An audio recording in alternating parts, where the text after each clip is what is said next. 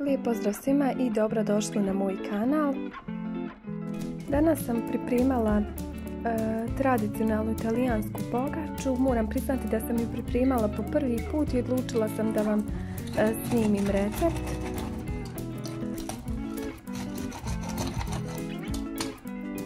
Pa uživajte.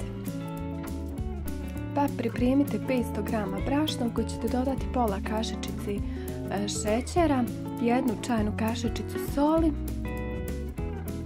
i 1 kašičicu kvasca.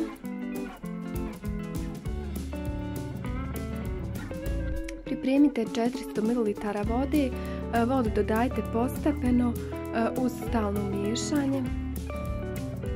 Dodate 300 ml, a zatim preostalih 100 ml vode.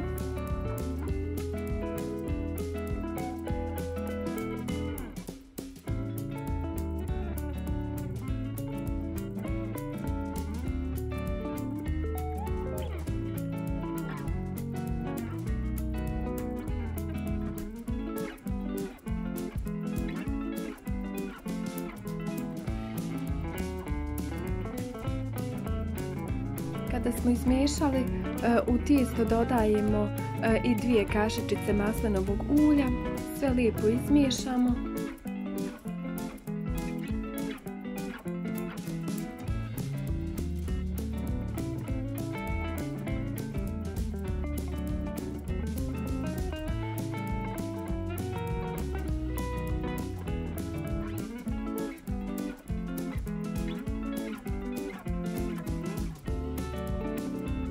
Tijesto ostavimo da miruje 30 minuta. Za to vrijeme mi ćemo pripremiti pola šunje maslinovog ulja, 10 komada bijelog luka i 2 grančice sitno sjeckanog ruzmarina. Sve prokuhamo nekih 5 minutica. Zatim ćemo ple premazati uljem. Zatim dodajemo tijesto, ono je vrlo mekano i ljepljivo za prste. Gledajte da ga jednako rasporedite po plehu.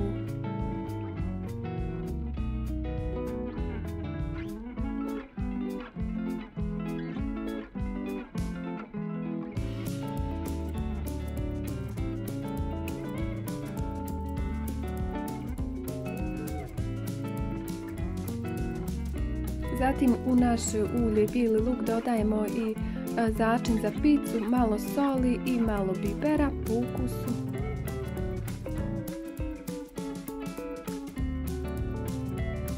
Zatim sve to dodajemo preko tijesta.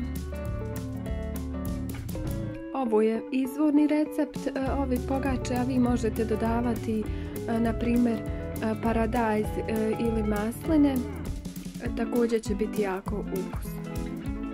Zatim ovako prstima izbockajte tijesto. Sve pecite na 220 stepeni oko 20 minuta. To bi bilo to.